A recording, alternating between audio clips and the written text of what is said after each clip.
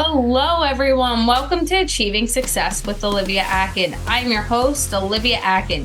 Each week, we will discuss the roadmap of achieving your personal and professional success. We give you real-life stories on growing personally and professionally to achieve your life and career goals with the help of some top-notch guests.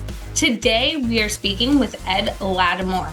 Ed is a writer with over 10 years of experience in creating engaging and insightful content for various platforms and audiences. He has a BA in physics and an MOS certification as a land combat electrical missile systems repairer. Prior to writing, Ed was in the United States Army National Guard and a former heavyweight professional boxer. Ed's mission is to help others overcome their challenges, improve their lives, and achieve their goals. You can find Ed on LinkedIn by searching Ed Lattimore or by going to his website at edlattimore.com. Hello, Ed. It's fantastic having you on the show today. Hey, thank you for having me. I'm very happy to be here. To start off the show, can you tell me what success means and looks like to Ed Lattimore? Yeah, it's pretty easy for me. It's getting whatever I want without having to do something that I don't want to do. If I'm able to achieve that in life, and with the caveat of not having to hurt people, not in the game, then I'm thrilled. So for you, as you just said, knocking others out of the game, that's not your goal in life. As you've started down your journey in life, you really started in professional sports. And there's a lot of misconceptions when you get into professional sports that everyone's trying to get farther than the next person. And it's really not a team environment, right? For you, there's also a lot of glory involved in it. So what was that journey to becoming a professional heavyweight boxer like for you? For me, it was a lot of personal transformation. Boxing has the ability to really purify you if you let it, right? You don't have to. Certainly, not everyone does, but I think certainly not having a lot of natural talent, I had to make up for that somehow, and that meant modifying my lifestyle in such a way that I gave myself the best chance for success. So to me, or for me, I should say, the journey, I think I started out just really fooling around as an amateur. And the better I did as an amateur, the further I got, the more I was like, oh, this is something I can really be good at. And I can really push myself. And as I'm pushing myself, I'm still, with some bad lifestyle habits, but they're not catching up to me, but they're getting closer and closer because I don't, a human has only got a finite amount of energy to expend. And as I expend more energy excelling in boxing, I have less energy for nonsense. And eventually there was a breaking point, but that breaking point, I wonder what would happen if I never um, had to get there. Like if I had started out straight up playing the game clean and doing everything thing correct, not out drinking and partying and being a bit of a fool. So that's what it really, if I could like put a word on the whole arc, then it would be transformative. That's exactly it. Now boxing is not like other professional sports in that there is this weeding out system from the go. I mean, there is a bit, uh, but it's not like, for example, football, where you play great in high school and all the best high school players end up in college, and all the best college players end up in pros. But at that point, everyone's been weeded out. It's not really like that. You can make an okay living, certainly not I don't think is respectable, but certainly an okay living being like a perennial B-side fighter coming and just being somebody's tomato can to knock over and lose to bolster the record. And I never wanted that to be me. So that meant doing it the best way possible.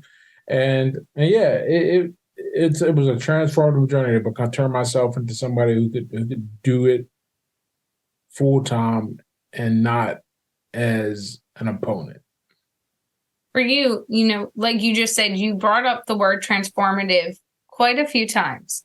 So going into boxing, as you said, changes your mindset. It can change a lot of different aspects of who you are. And walking out of a experience like that can really be transformative within itself.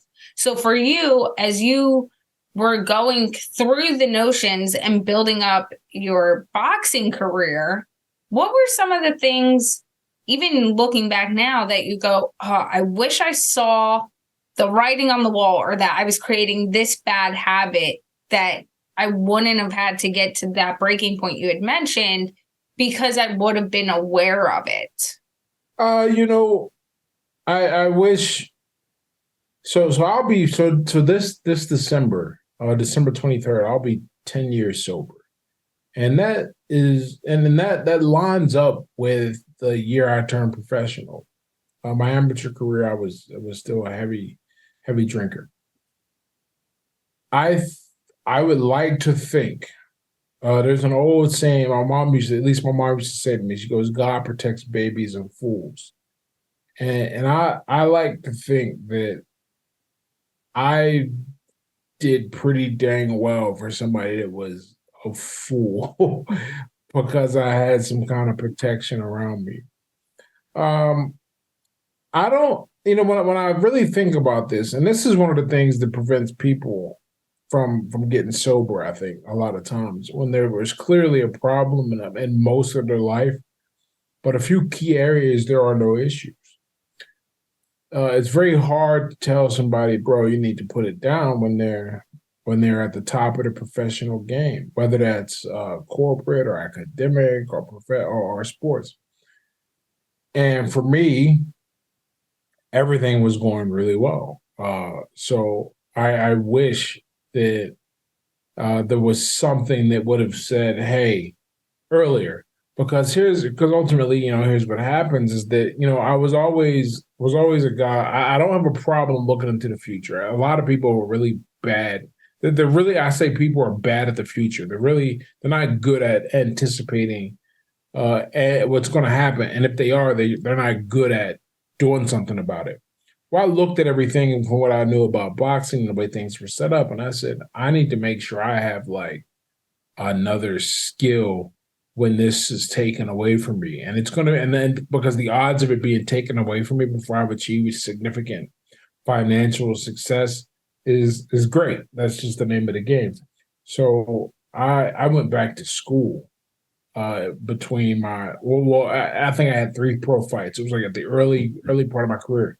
I went back to school because I was like, I got to give myself the best chance when things go wrong. But it was only after I did all that, after I went back, because I enlisted in the army so I could get money for school and everything, and stepped away for a year from everything. And I said, wow, I've got like a problem, and I wish that I could have recognized that earlier, because perhaps there would be relationships, and friendships I could have salvaged. But ultimately, 10 years is a long time, and that's a significant percentage of my life. That is unless things go exceedingly well, that is a double digit percentage of my life. And what I'm saying by this is that, in the past 10 years I've really repaired and restructured any of the relationships that I did have and built new ones based on respect. So to say I don't miss those relationships is not correct, because I carry guilt for how I behaved under the influence and how it impacted somebody else's life.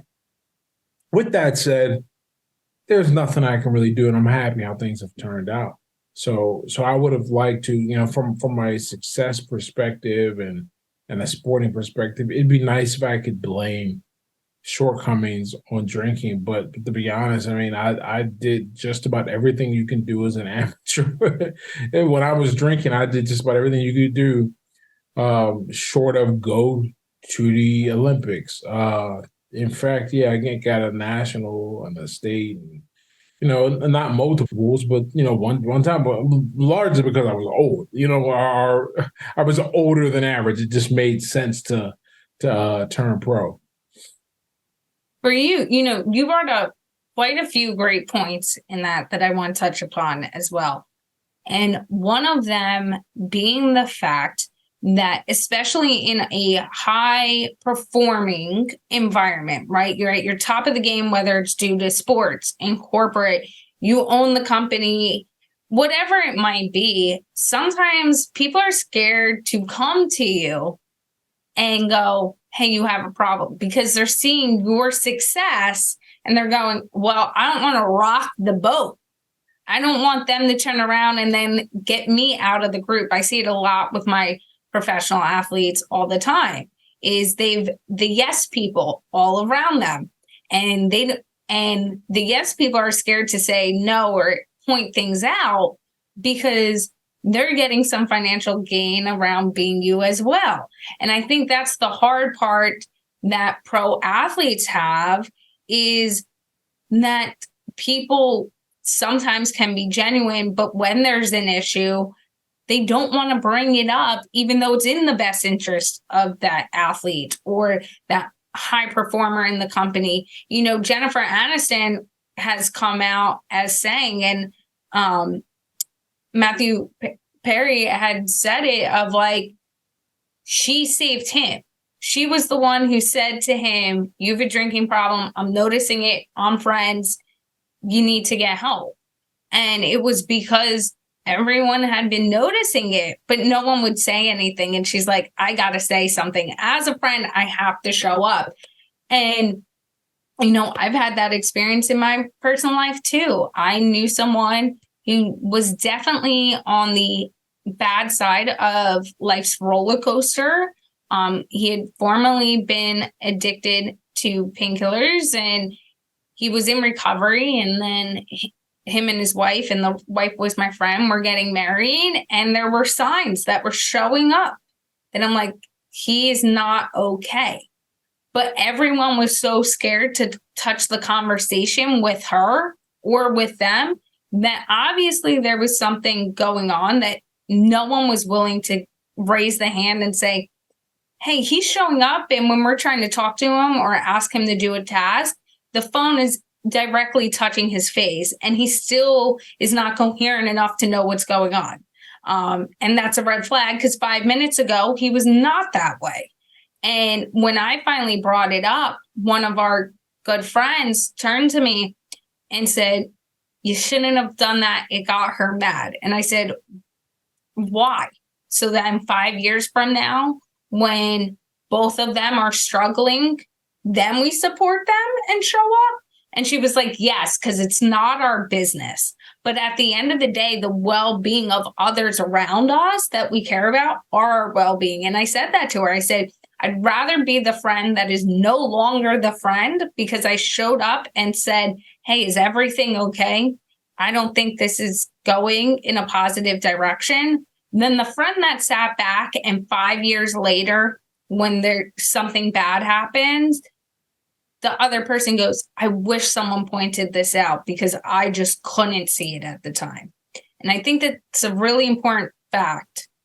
Yeah, you know, I wrote in one of my books, I have a story about this.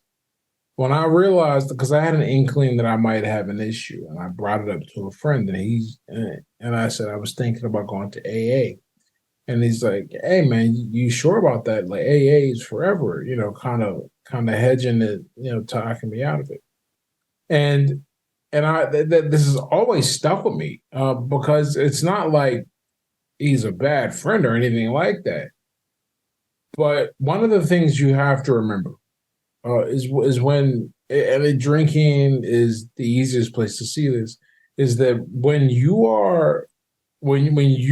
have a relationship with something that is destructive and like obviously destructive, like every time you drink, like there's no benefit at all health wise to drinking, like it's all destructive.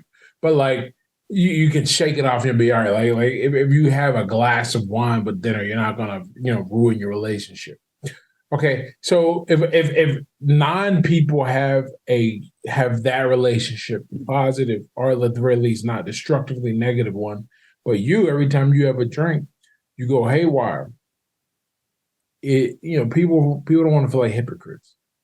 They don't want to talk to you about this, and at the same time they're out drinking with you, because it creates this weird dynamic, and that's something I had to learn. And I 100% agree with you. In fact, that's one of the cool things about getting older is you take on these perspectives of self responsibility, and you as you realize what's more important, the decisions get easier. Like if I see somebody messing up, you got to say something, because that's that's your job. You care about them. And with that said, I never held a grudge against anybody about this. I never felt bad about it, because at the end of the day, like the cool thing about addiction, I can't believe that sentence even exists. The cool thing about addiction is that it really gives you an empathy with the struggles of a person just being human. And I know the struggle was, even if they thought I had an issue, they can't be out drinking with me and also go, hey, I think you have a problem. I understand that. I understand, I can look at it now and see it and be like, that's crazy. And then it's not like, because what would I do? I'd either call them hypocrites, or I'd be like, I'm not listening, whatever, anything else, until what? Until one day I'm not being invited to hang out or anything, and I don't have friends, or I do something crazy and I end up in jail. They're not going to come visit me, right? Ultimately, it's my life and it's my responsibility. And that awareness is so, it's rare. I wish everyone could get it, but it's one of those things that you really don't get it until it's too late most times, if you get it at all. And I love that. And that's so important too. Self-awareness, but awareness of other people as well, right? So like you said, the fact of having empathy for others and what they might be struggling with. I think with addiction, and you said this, it opens your eyes to seeing people's struggles and having some of those conversations that people who might not be going through it, whether it's due to seeing it from a family perspective, a friend perspective, whatever it might be, they might not have those experiences and awareness to go, hey, this is how I could approach it. I've been there. This is how I've done it. Conversations like that. I want to ask one more question about your fighting career, because you have so many different aspects of your life that I want to touch upon today. But during your professional fighting career, what were some of the aspects of training you would use to prepare for a fight that, looking back now, has also prepared you in different aspects of your life? Oh man, what a great question, because because I just finished a section in my next book where I talk about this a bit. But I was really fortunate with who my teacher was, Coach Tommy and Keller. And whether he knows it or not, I don't know if he's ever called it by this name. The official name for how we trained is overlearning. So we would drill these combinations, and you just drill different combinations, and it would be for hours. I mean, like hours. I'm sitting here and I'm like, I know I can't ask to go home or stop, because you can't do that. But I'm like, don't you get like kids and shit? Like, what are we doing, man? Like, go. But when I saw what that did to my abilities and how it really changed things, that and by change things, I mean that, like, because I punched way above my weight for the natural level of skill I had, but you can go really far. It's surprisingly far if you do the right things and you practice and you learn the right way. So that over learning concept, and then with that, training under duress and in difficult conditions and pushing yourself um, through hardship in practice. Forget the fight. What's that saying, right? Easy training, hard fight, easy training. Or easy training, hard fight, hard training, easy fight. There you go. So I took those ideas, right? Because a lot of people I mean, they do because it comes up in the story, right? Is I technically didn't graduate high school. They let me walk anyway, but didn't technically graduate. It was terrible at math. So bad I wrote an article about this because I wanted to show people that I was like not a good student at math. And I went and looked at my transcripts and I was like, wow, I was really bad. But to get a physics degree, you actually get a math minor. I took a lot of math. And I was only able to do that because of how I learned to fight. A lot I would not have really I didn't have a growth mindset for anything before I started fighting. But fighting not only armed me with the growth mindset, the general strategy, I guess, but the tactics to put that thing into play, training under duress, overtraining, spaced repetition. The way I learned to study film is how I studied chess and Spanish. Now that I think about it, like there's so many different ways, so many different things that I took from my journey becoming a better fighter that I applied to learning other complex skills because boxing is about as complex as it gets. Yeah, in terms of like things you have to keep track of, like in the plane of motion you're on. I don't, I can't think of anything better for a person to carry into another domain than the way you have to learn to fight if you learn to fight the right way. Well, and I think you brought up there something that is so important too, is understanding that reputation. Yeah, if I could speak, reputation. You have to repeat the action a lot of times. I'm bad at math too, and whenever you have a skill you don't like and you're bad at, it's so easy to just walk away from it. But like you said, when you have a physics degree, you can't really do that. You can't walk away from math. Math. Let me tell you something. I want to elaborate on that. I spent probably the first 3 years of boxing. I couldn't throw a jab. It was just a terrible punch. In fact, I have an injury now because of the way I threw a jab before. It's still lingering. But Tom, we the weaknesses. You have to develop this hunger to find where you're weak and fix it. There's so many life hackers out there to talk about, double down on your strengths. And I'm like, I just can't bob with it because life is not always going to play to your strength. It's just not how it works. It'd be great if it could, or if it did, and we could pick where we want to go in that regard. Rather, we have a degree of autonomy of where we want to go. The things that happen to us, we don't. And a lot of times it's going to happen in an area we're not strong. So you never get comfortable with having a weakness. And that's something else I took from boxing, is that you have to be, because when you're one-dimensional, it shows, and you can't do it. The fighter will pick it up. Any decent fighter will pick it up immediately. Oh, he can't do that. Oh, he can't cut the ring off. Oh, he can't. When I step like this, he bites on the feint. Like there's you can't have any weaknesses, but because this is what I like about boxing compared to other sports. And MMA's got the same deal. Any one-on-one combat sport is that you can't discuss, you can't hide your weaknesses real time. Like in football, for example, you got your guys in the box. And you got guys studying film, and they can identify areas where the team is weak, but the team can overcompensate for that, or not overcompensate. They can compensate for that with different schemes and strategies, right? If you got a weak tackle, maybe you give them a guard to help on a double team or something like that.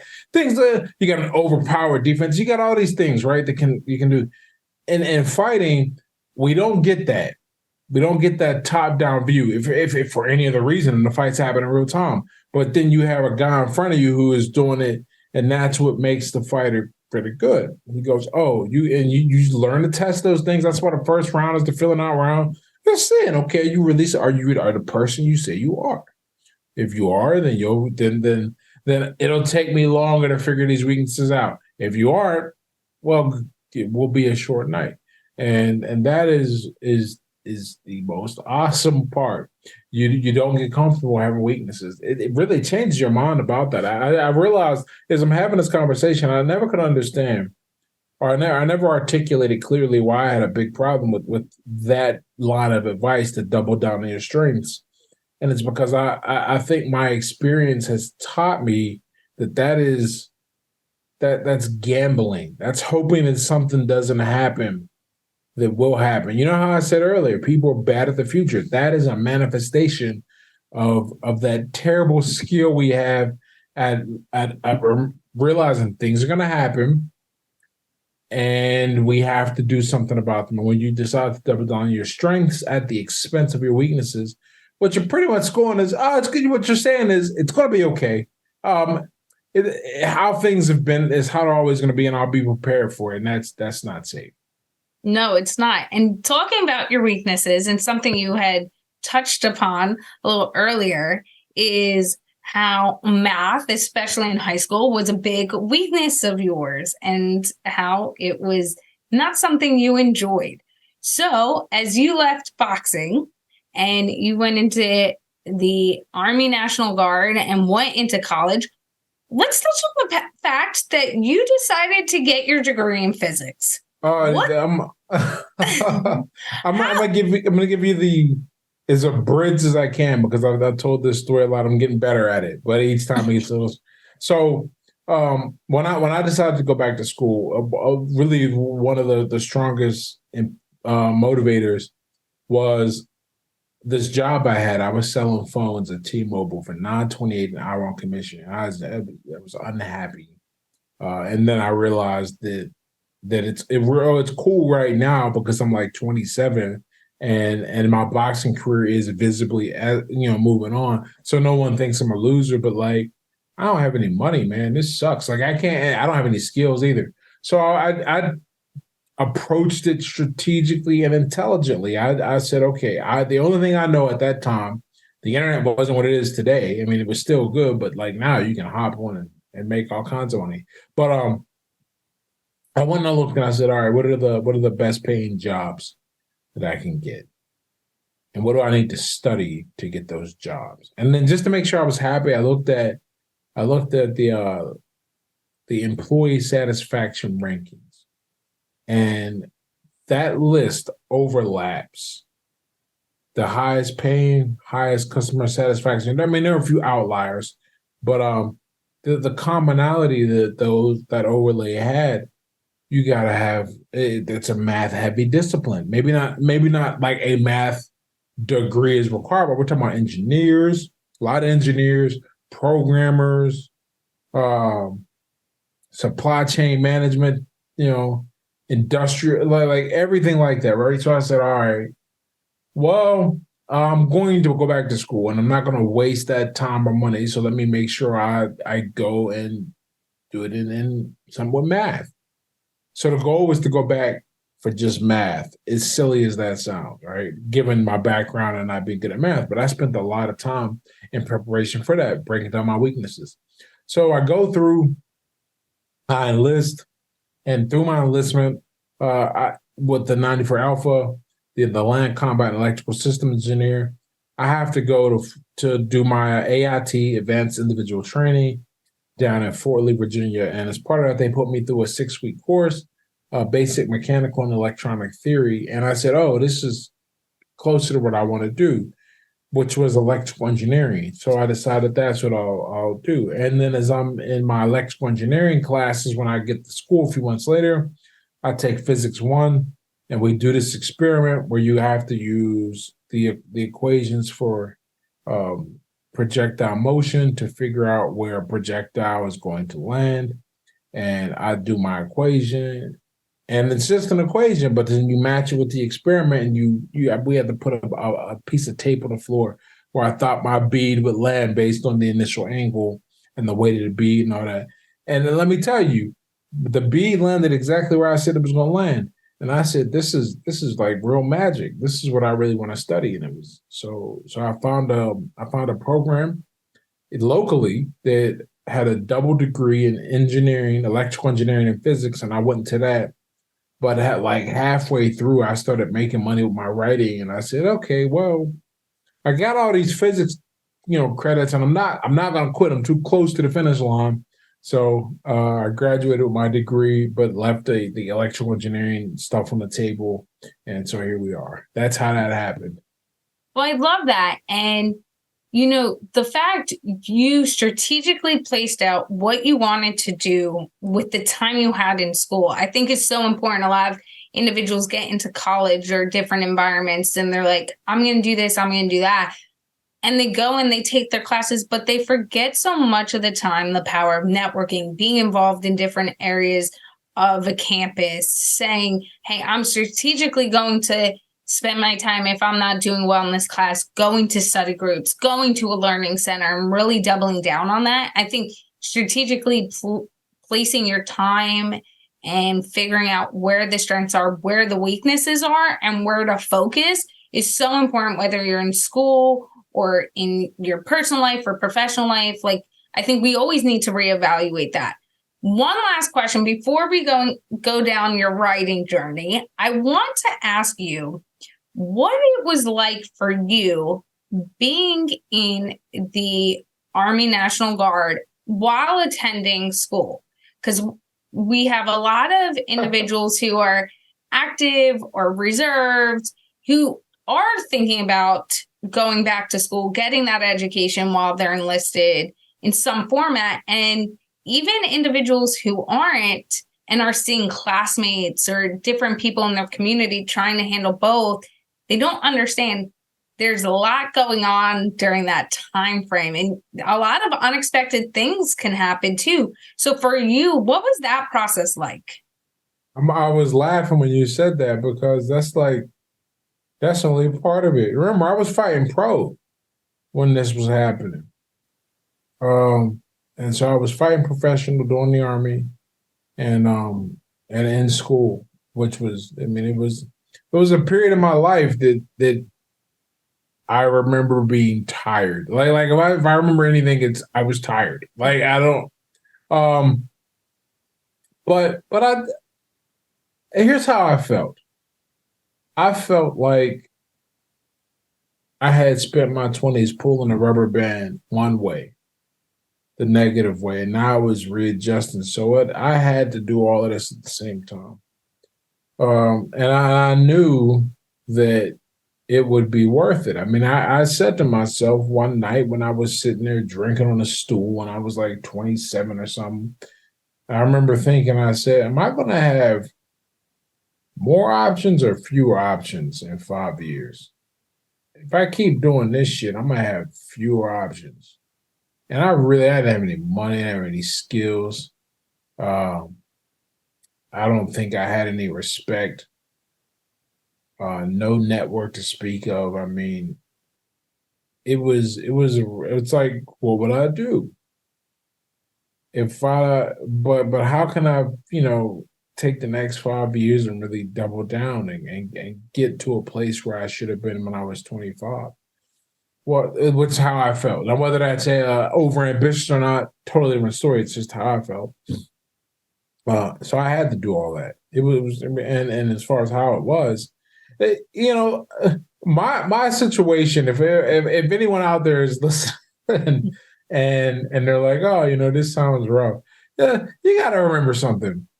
I was taking 17 credits of physics and math, as well as fighting professionally.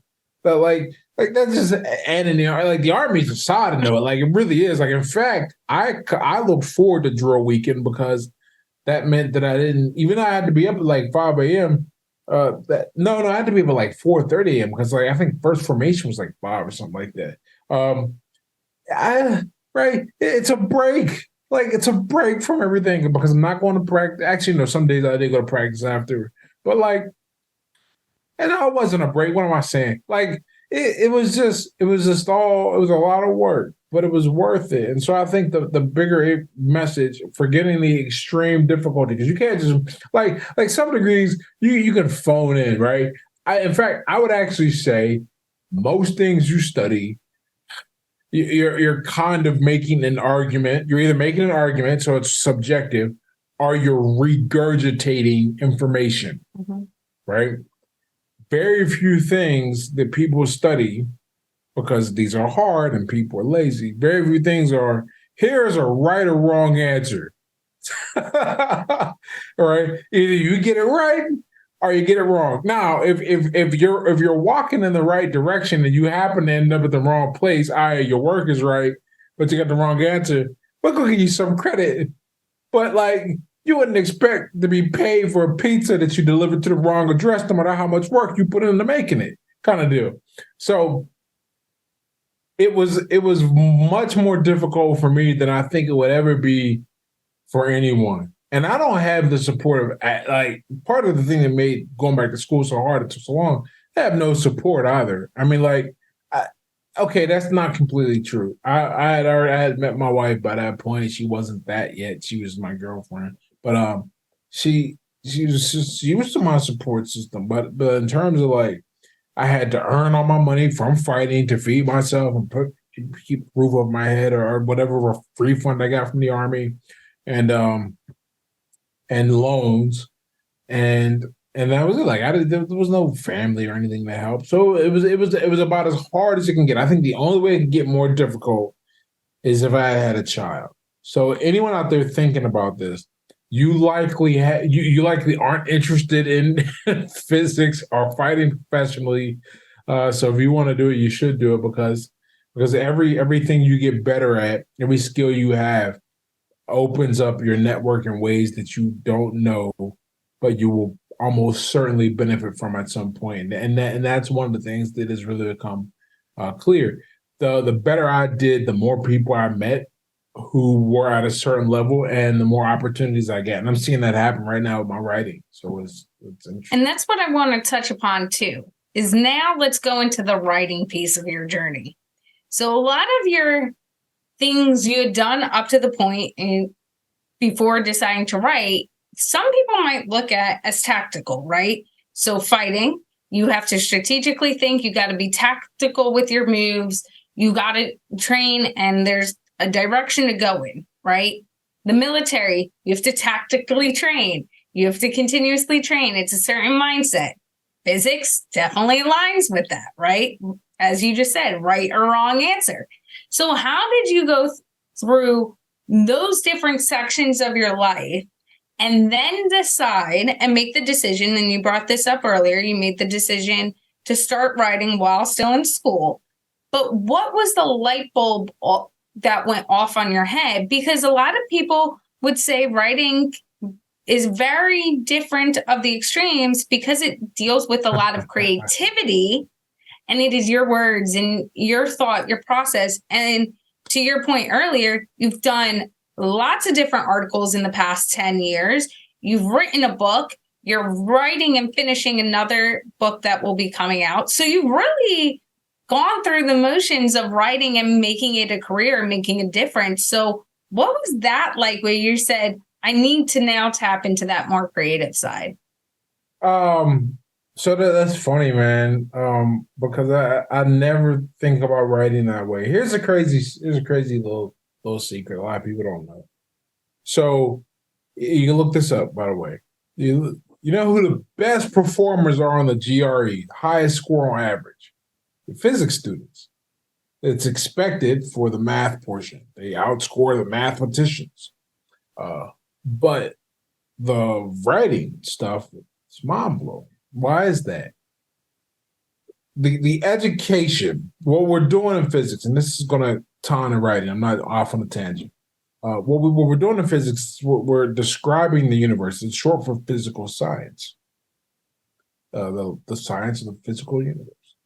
So math makes that easy to, not easy, universal to comprehend for everyone, a standard language. But then we've also got to communicate that and use the correct wording.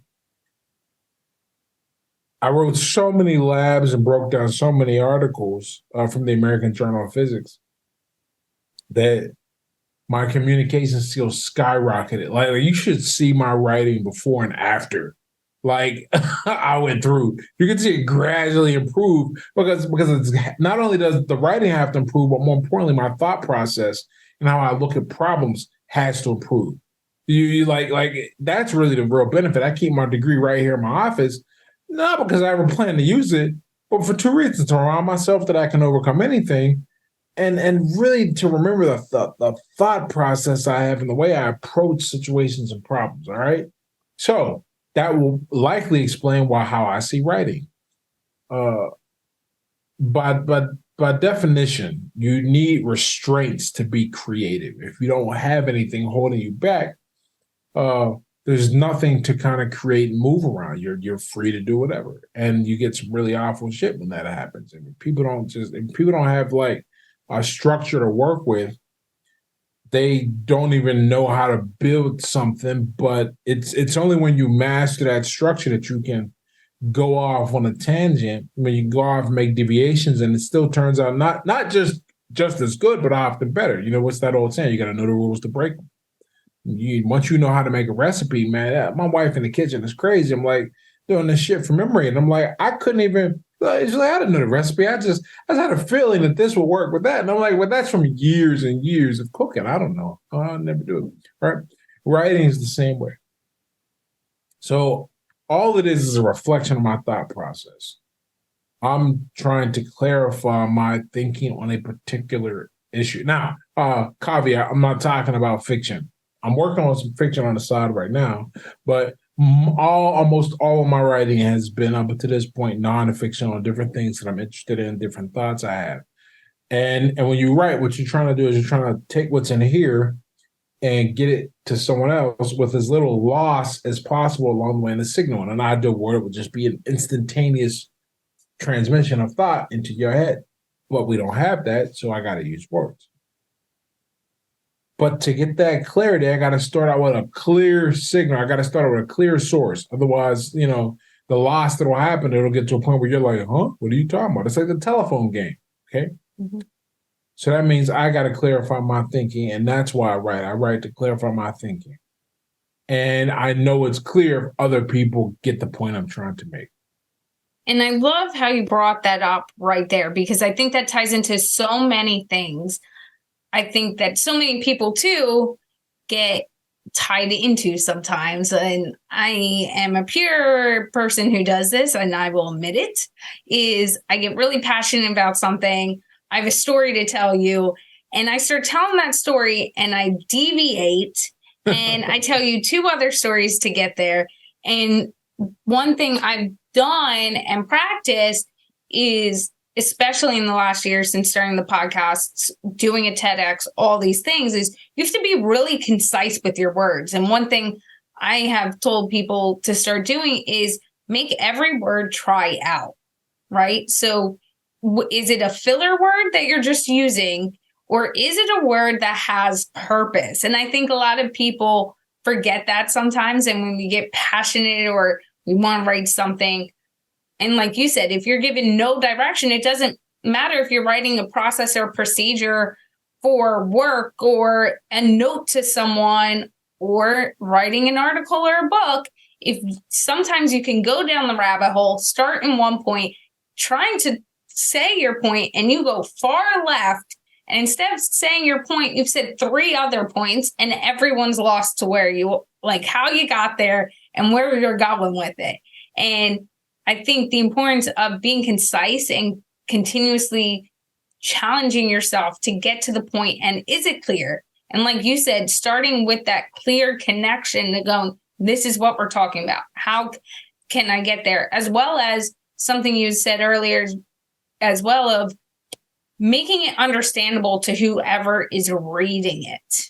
And I think that's really important too, is we all come from different walks of life, different backgrounds, different experiences, but I should be able to pick up what you've written and understand the words, the meaning behind it. I joke, I'm like, there's individuals who will use massive words sometimes. And I'm like, I have a lot of degrees and certifications. I have no idea what that word just meant. And I'm now sitting here and I'm not scared to tell you, like, what are you really saying? Because that fancy word you just used, I have no idea what that means. And now I'm sitting here going, I don't even know what you're talking about. Like, there's so much ego in communication. Everyone wants to feel like they're the smartest person in the room. That's just because they don't understand what intelligence really is. This idea of using these big words to express a point. Okay, no, I mean the idea is to make sure it's understood. Doesn't matter how big and fancy the word is if no one knows what it means. And if most people aren't using it, then you've got to adjust your communication to match them. And that's why it's not just about what's up here. I mean, it is about what's up here, right? But in the sense that we say that colloquially, it's not just or commonly, regularly when we say that, it's not just about what's up here. It's about the relationship and understanding people. When you put that relationship at the forefront, then you're going to communicate better. When you make it a point to be understood and not just sound like you're brilliant, then a funny thing happens. You sound brilliant because everyone understands you. And once you get that, you aim for. I always say, you want to use as few words as possible to make your point, and even fewer if you can get away with it. But to do that, you have to have a mastery. You need to have a mastery of the language, and that just comes with a lot of practice. Communication, as a whole, no matter what the medium is, whether it's writing or speaking. for you, as you've continued to write, and now you're writing your second book, and as you mentioned, it's all nonfiction or mostly nonfiction that you've written. What do you hope readers take away as they're reading your books or your articles? What I try to do is keep this thought process in mind. I used to have this slogan, and I still use it sometimes because I take what I've learned the hard way and I break it down so you can learn it the easy way. What I would like for people to be able to say when they walk away from reading something I've written is they go, one, I've never thought of it that way. Two, I've never thought of that at all, and that's really useful. And three, now I have a new approach to the world that I wasn't armed with before I read your writing. So I'm trying to be clear, trying to be, I don't like, even though it sounds better to say clever, like for alliteration, I'm trying to be clear, I'm trying to be novel, and I'm trying to be useful. So if you walk away from my writing and you go, okay, this was good, this was new, this was easy to understand, this was useful. That's pretty good metric. Like it's very hard. It's very hard to not build a following or make some money with your writing if you just keep that in mind. Is this useful? Is this clear? Is this tactical? Can I do something with this? And I love that point because it is so true. What is the usefulness of it? Who's going to use it? How tactical? How readable is it? How approachable is it, too? Is it something that I can approach reading and read with ease? And on that point, and how can people get in touch with you if they want to connect with you or read any of your amazing articles or books? Well, fortunately, I named my son Henry because if he was Ed Jr., he'd be screwed. I'm Ed Lattimore on every platform. My website is edlattimore.com.